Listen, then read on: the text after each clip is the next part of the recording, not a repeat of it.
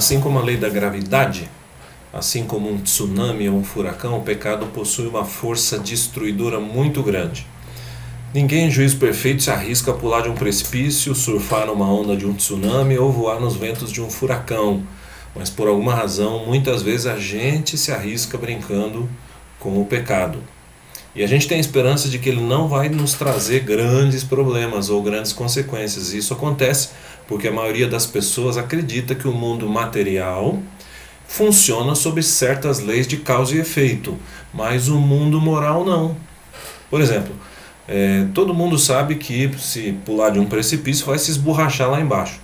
Mas nem todo mundo acredita na ideia de que usar a sua sexualidade de uma maneira irresponsável vai trazer más consequências para a sua própria vida e para a sociedade, e que isso seria um problema moral. A gente faz uma certa diferença entre o mundo material, com as suas leis físicas, e o mundo moral, com as suas leis que a gente não quer que elas nos alcancem, nos incomodem.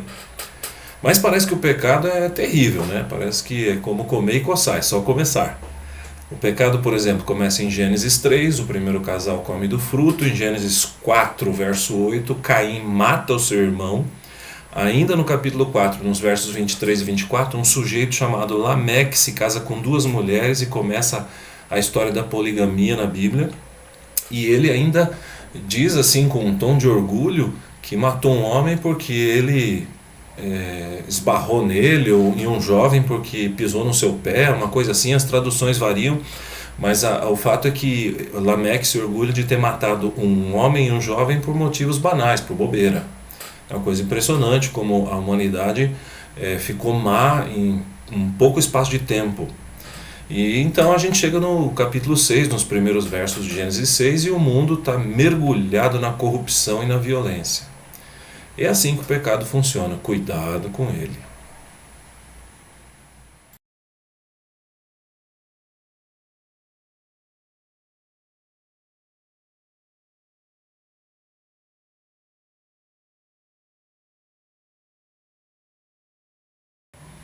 Apesar das características positivas de Noé, não se iluda, ele não era perfeito. No Novo Testamento, Paulo diz que todos os homens pecaram. Vamos ler o texto. Portanto, da mesma forma como o pecado entrou no mundo por um homem e pelo pecado a morte, assim também a morte veio a todos, porque todos pecaram. Romanos 5,12. Quer dizer, na qualidade de pecador, era apenas uma questão de tempo, né? Noé fazer alguma bobagem.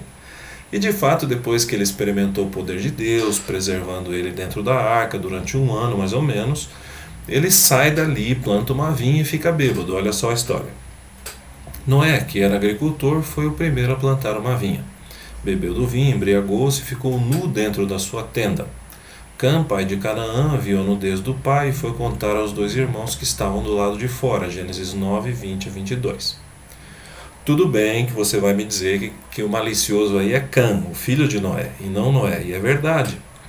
Mas a história parece indicar que, apesar de Cã ser o cara malicioso, o que você pensaria de um homem que você considera justo, íntegro e que anda com Deus, e de repente esse camarada enche a cara, perde o bom senso, tira a roupa na frente dos seus filhos adultos?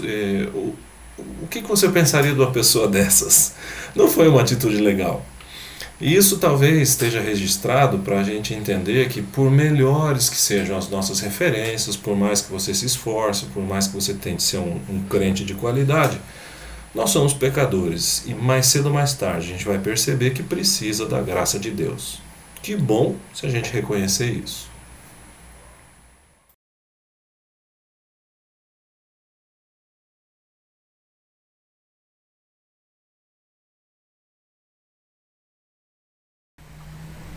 Deus sempre toma a iniciativa da aliança.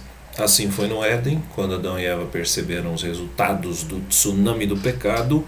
Deus foi procurar os dois e ele não arrancou o casal ali puxando pela orelha deles, né? Tirando eles do seu esconderijo, não. Ele gentilmente disse: onde você está, Adão? Né? Como quem não soubesse de nada. Deus foi com carinho, com jeito. Ele prometeu um Salvador em Gênesis 3,15.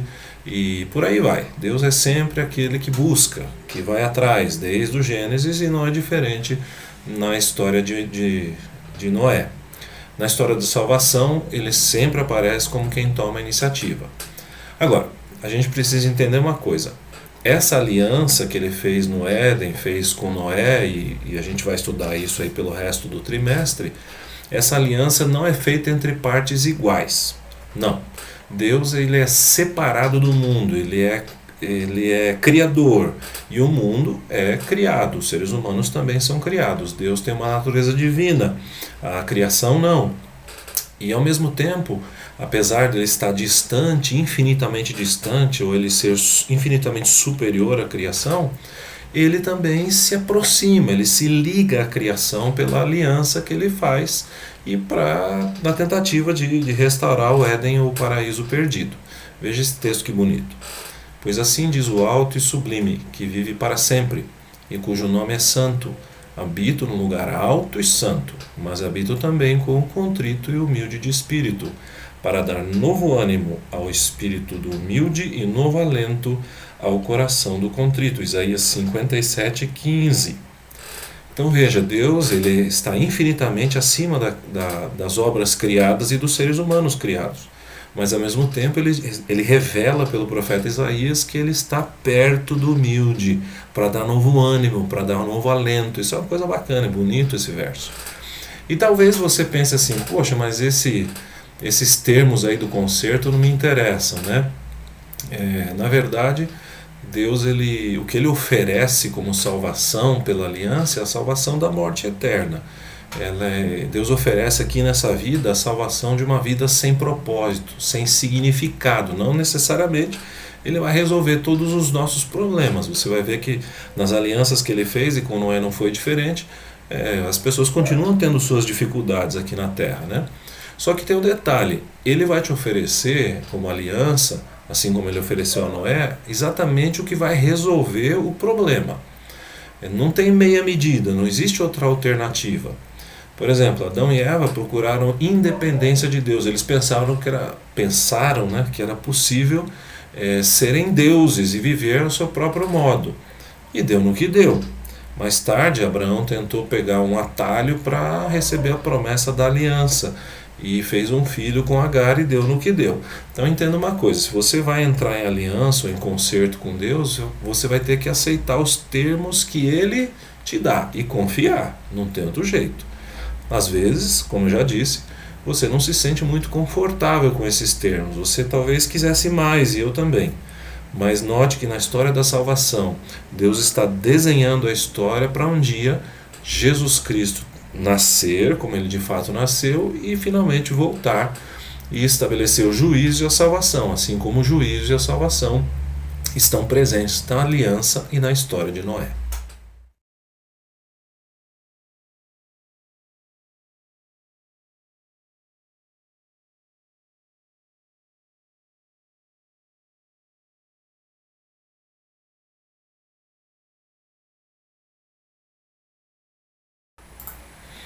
Os seres humanos gostam de sinais, de algo visível, palpável. Essa é uma fraqueza nossa, né? Ver para crer. E nesse caso, o arco-íris que Deus colocou no céu serviu talvez para provocar a fé, né, em Noé e na sua família. Alguém sugeriu também que o arco-íris ele surge por conta da luz do sol atravessando as gotas de chuva que sobraram da tempestade. Ou ainda, para ficar mais poético, o arco-íris surgiu da glória do sol se unindo à escuridão das nuvens, o que seria um símbolo do juízo e da misericórdia de Deus. Também tem o detalhe de que se o arco-íris é a luz do sol atravessando as gotículas de água, e se antes do dilúvio não havia arco-íris, significa que antes do dilúvio também não havia chovido. Essa é uma outra conclusão lógica que algumas pessoas tiram desse relato da Bíblia.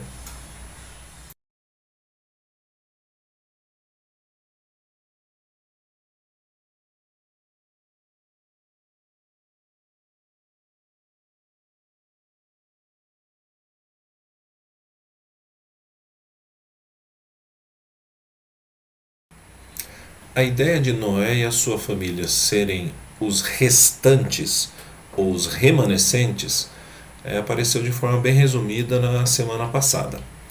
Agora, na Bíblia, nós encontramos basicamente 3 tipos de remanescentes. Primeiro, remanescente histórico.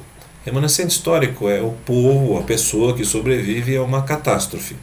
E no caso aí de Noé, ele e a sua família são os remanescentes históricos. Depois a gente tem o remanescente fiel. Remanescente fiel é quem tem uma relação positiva com Deus. Noé era esse tipo de pessoa, apesar dos seus defeitos, como a gente já viu. Agora, o remanescente escatológico é o terceiro tipo. Escatologia é a doutrina da Bíblia que estuda os eventos finais da história da humanidade. Então, o remanescente escatológico é parte do remanescente fiel, que passa pela purificação do julgamento e das aflições do tempo do fim. Ou seja, sobrevive a essas dificuldades no tempo do fim e recebe o reino de Deus. A família de Noé representa as pessoas que vão, no fim das contas, estar em pé depois do juízo divino, no fim da história da humanidade, e vão receber o reino eterno das mãos de Deus. Inclusive, a história do dilúvio estabelece um modelo padrão. Isso é um negócio legal da gente perceber. É um modelo padrão para a descrição bíblica do fim do mundo. São 4 elementos que caracterizam o modelo de fim do mundo que a gente enxerga ou pode enxergar na história de Noé e do dilúvio. Primeiro, declínio. A humanidade dos dias anteriores ao dilúvio estava corrompida. Nós vimos isso ainda nesse estudo, nesse vídeo. Você vê alguma semelhança com os dias atuais? Será que hoje também a humanidade está caminhando para uma corrupção maior? Parece que sim. Segundo elemento do padrão de juízo divino que a gente pode ver na história de Noé. Proclamação. Noé foi o pregador de justiça do seu tempo. Isso você encontra em 2ª carta de Pedro, capítulo 2, verso 5. Mas agora a bola está com a gente, né? Nós fomos chamados para anunciar o juízo e a segunda vinda de Jesus. Inclusive, se Noé e sua família eram os justos daquela época, cabe a gente tentar também ser gente justa para poder fazer a proclamação aí do juízo. Terceiro elemento do padrão de julgamento ou de juízo apresentado pelo dilúvio é exatamente o julgamento. O dilúvio demorou, mas chegou. O juízo investigativo, segundo a gente entende da Bíblia, começou em 1844, o tempo do fim. E quando Jesus vai voltar? Eu não sei. Mas triste vai ser a gente descobrir que é tarde demais para se preparar. Então, o juízo vai chegar. E o quarto e último elemento do padrão de juízo estabelecido pela experiência do dilúvio é o resultado das ações divinas. E qual foi o principal resultado do dilúvio, do julgamento, do juízo que Noé e sua família e o mundo experimentaram naquela ocasião? Depois do dilúvio, Noé saiu da arca para viver uma vida num mundo totalmente novo, totalmente diferente daquele que ele conhecia. Isso é bastante curioso, né? Como será que Noé via o mundo antes e depois do dilúvio? Deve ter sido um contraste enorme. E nós também esperamos, segundo aí a profecia, novos céus e nova terra onde habita a justiça. Depois do juízo estabelecido haverá o resultado, que é um novo mundo. E aí a gente tem que pensar se a gente vai jogar essa chance fora ou se nós precisamos fazer ou refazer a nossa aliança com o Criador dos céus e da terra para a gente estar em pé no dia do juízo. Eu espero que essa seja a nossa experiência. Um grande abraço para você e feliz sábado.